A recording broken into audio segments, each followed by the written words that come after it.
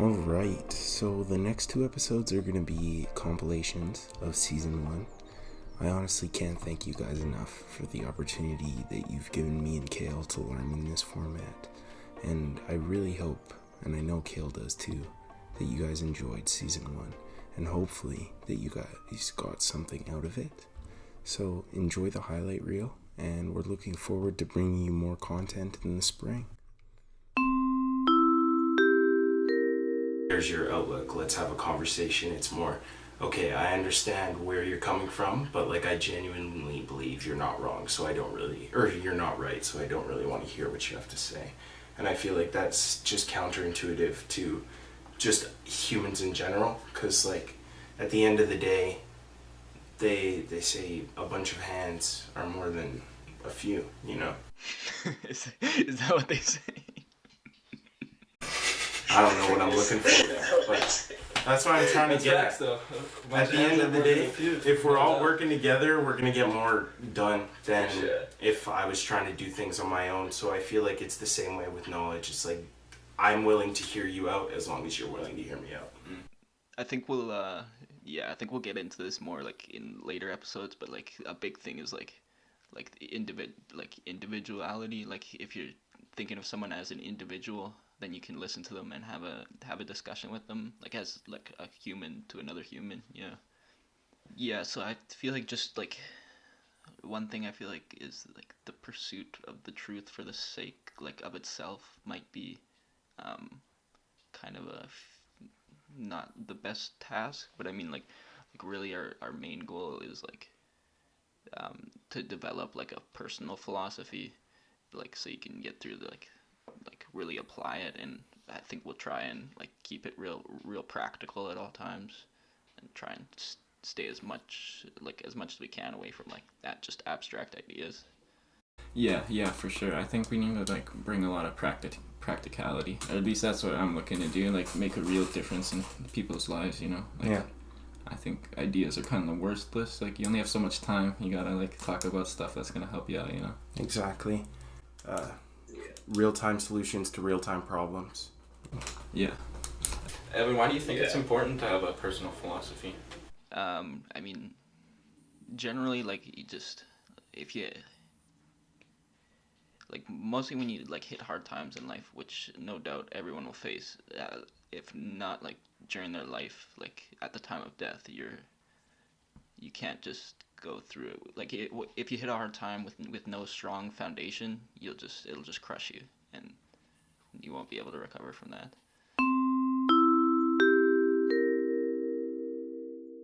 Well, I think it's really important to touch on the ideas that, because if we're going to allow everybody to make these decisions, we should kind of talk about what they're missing out on when it comes to what is happening when the government is censoring them. So I feel like the fake news is pretty self-explanatory, but is there any other tactics that they're using to censor speech that are very, very common that you think got to be brought up and put into people's ears? Disinformation tactics or the like? I don't know if this is totally what you mean, but maybe like hate speech laws. Like obviously there's hateful speech, but I don't think it should be illegal. Like with certain limits, of course, like inciting violence and whatnot. But yeah, I think that's like an unnecessary control on speech too. Yeah, I think that's an important one because we've like heard this like hate speech come up more and more. I think like people like to talk about it. Because at the end of the day, if we're advocating, and right now I'm advocating for the stance that speech should be allowed regardless, with certain restrictions, obviously, when it comes to threats of violence when you're going to harm other people. But if we're coming from the idea that everything is allowed, that needs to include hate speech, that needs to include propaganda that people decide to put out into the world, because regardless of if it's true fact, they have that right, same as you do, same as I do, to put it out, to publish it. Yeah. The thing about what I was thinking about, the thing about censorship is like whoever censors, they assume that they have the truth. Right. Like they're unable to make mistakes, and like that's what John Stuart Mill says. So we can talk about that later. But like nobody really knows who holds the absolute truth, right? Yeah, that's the same thing with hate speech too. Like it depends on who's deciding what is hate speech. Who decides what's truth. Like you're kind of making an assumption of like infallibility. Yeah, and also like if you like censor the people, like for example, like not like with Nazi ideology or white supremacist ideologies, like I don't think you would know who they are until something violent happens. So if you hear them first, then you can kind of take care of it before it turns into a big thing. Right. So if you stop them from like saying anything, they're just gonna go straight to violence. Yeah, that's a good point. Yeah, like the like reaction versus like what's that, like proactive approach to it, like dealing with why like this problem is occurring. Alright, so I wanted to start off by talking about what Jordan Peterson talks about in his book 12 Rules for Life. It's Rule 9.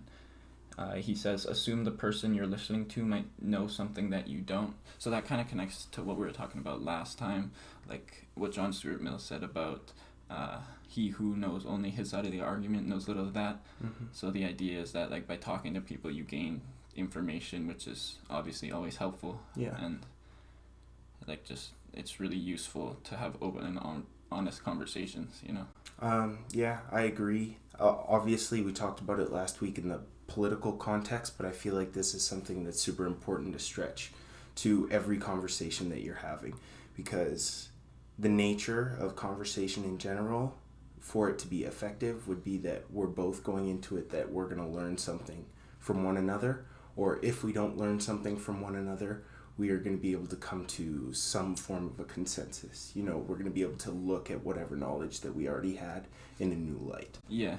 I think like what you said about like every conversation being like that is important. Like, yeah, okay, Jordan Peterson talks about how if you go into a conversation and you feel yourself being bored, it's probably because you're not listening. Right. So it's like there are no meaningless conversations pretty Mm-hmm. much as long as you come into it with the right mindset, I guess. Alright, to start off, I just wanted to go through some common definitions of freedom that have been put forth by various philosophers throughout the years. First and foremost, from John Stuart Mill, he believed in the harm principle, which means that freedom should be only limited to prevent harm. So basically, as long as I'm not infringing on your freedom, then there's no reason for mine to be limited. This is kind of like a basic idea of freedom, I guess. I don't know if basic's the right word, but pretty typical when people think of freedom. They think about this. It's kind of like the freedom to do whatever you want as long as you're not hurting anybody. So then a little bit more complicated is Jean-Paul Sartre. Hopefully I said that right. We'll see if French immersion did me good. But his idea of ultimate freedom. So basically he says that we are condemned to be free. He means that we're forced to create our own reality because how free we are. For Sartre, this is not like freedom to do things, but rather a characteristic of consciousness. So in this way, everyone is totally free because they have the ability to make spontaneous choices. So I think this really highlights the need for authenticity and truth, because if you're going to be making spontaneous choices, it has to be coming from a place of honesty, I think, at least, in order to be good. So basically, this is the freedom to create our own reality. Sartre doesn't believe that we have an essence inherent to us. He believed that existence precedes essence. So we come into the world basically a blank slate, and we have the choice to create our reality. Quite literally, he means, because if we can frame our consciousness in a certain way, then that's the way that reality is, right? So there's no container that can be put on individual consciousnesses, and in that way we are truly free.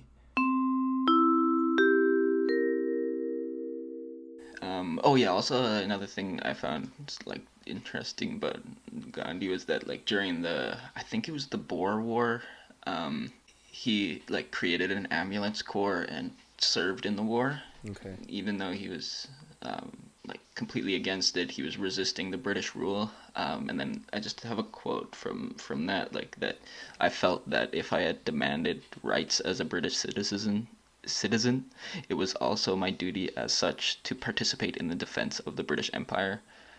So I think that like that's kind of his sense of duty. Like even though he doesn't like support the British Empire, he still had like the duty as an aspiring citizen to defend it. Don't you And think, like, go ahead. doesn't that seem kind of hypocritical though? I don't think so. It's um, like it's not him personally. First of all, is not doing anything violent. Um, the goal is really like the intent really is only to help people, and then also to like neglect your duties as a citizen is, I would say like wrong. So kind of, I feel like that's kind of opposite to what Tolstoy was saying, because he was saying if you're in the army, then you're partaking in that violence that the government is committing, right? Sorry, let me ask you this: do you think you can participate in a violent system without being violent? Can I interject and say that I don't think that being a medic is necessarily a violent system, because the medicine itself is not the violent system, and the act of being a doctor, taking the vows to heal no matter whomst, that isn't a violent system. But like them being hired by the army, I understand where it's coming from, this idea of the hypocrisy, but I think the idea is that he is so grounded in his notion of nonviolence and helping people that he would even take the chance to participate in something so abhorrent to him personally, because he understands that there was people who were in need, who required that love. Yeah, that's a good point. That it's like, um, it is from like an attitude of service towards others, and that it's like also I think that the nonviolence is really like ultimately internal. Like so you could participate in more in a nonviolent way, Mm-hmm. which is I think what they did.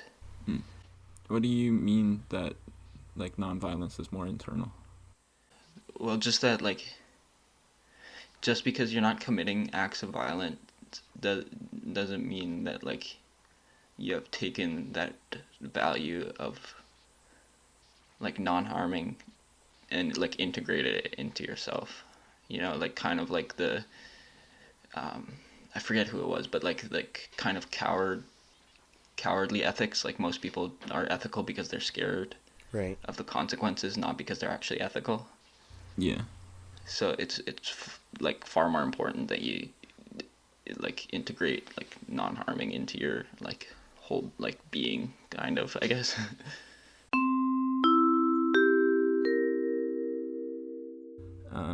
Basically, all conditioned phenomena are dukkha. Um, so why is that? I guess like what is it about the conditioning? First of all, I guess what are conditioned phenomena? Yeah. So ba- everything that like you could experience is conditioned. So like for example, a tree has as its conditions for existence like the soil and water and sunlight. So without any of those conditions, it wouldn't exist. So basically, that's what meant by conditioned phenomena. And I would say that like these are dukkha because like they're impermanent. So you can't find ultimate like satisfaction from something that is impermanent. Why do you think that is? Well, I mean, like, if you're looking for lasting satisfaction from something that doesn't last, then that just is illogical, right? Yeah, that makes sense. So does that mean that like suffering is inherent, or I guess like we said, suffering's not really the right translation, but is suffering inherent in our experience, like in the world? Yeah, the way I understand this, I would say yes, that it is something that characterizes our existence and the world. Because as we'll see, like Okay. in the other ones that like or like the other noble truths, that it's like the attachment to these things that are impermanent that also leads to suffering.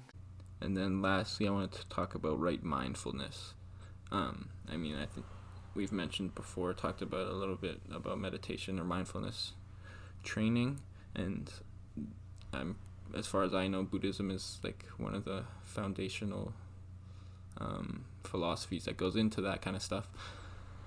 So I guess like, what about mindfulness facilitates the journey towards nirvana? Yeah, I would say like mindfulness helps like with the discernment. So like it's we kind of see how like these are all the steps are interconnected, and like the truth, like the four noble truths are also interconnected. So like mindfulness helps lead to right view, and like right view lead to right speech, Mm. because as you become aware of like the nature of phenomena, that's the right view, and which comes from mindfulness. And then once you see that, like you can also like if you're mindful of your speech, you can like do it correctly.